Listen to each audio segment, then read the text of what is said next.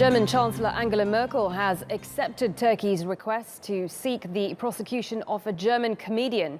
The request came after Jan Boehmermann broadcast a sexually explicit poem about Turkish President Recep Tayyip Erdogan on his television program.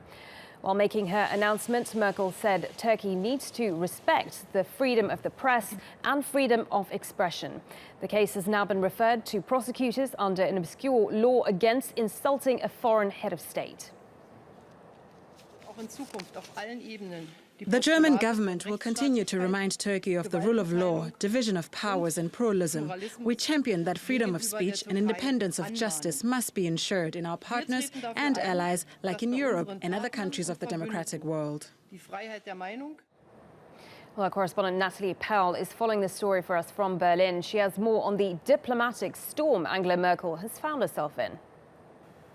Well, here in Germany, it's against the country's criminal code to insult a foreign leader. And Jan Boehmermann, when reading this poem out live on air on the 31st of March, knew exactly what he was doing. In fact, before reading it out loud, he said that this is what goes against this Article 103 of the German Criminal Code. He also said that it was a retaliation move because of a song that was broadcast on another television program under which the Turkish government complained about the contents of that. Well, Jan Boehmermann took it upon himself to then retaliate and say, well, that's allowed under the artistic freedoms and freedoms of the press, but this poem is what isn't allowed, and proceeded to read out quite a vulgar and insulting poem. That received quite a lot of complaint, actually, from people here in Germany, but most notable from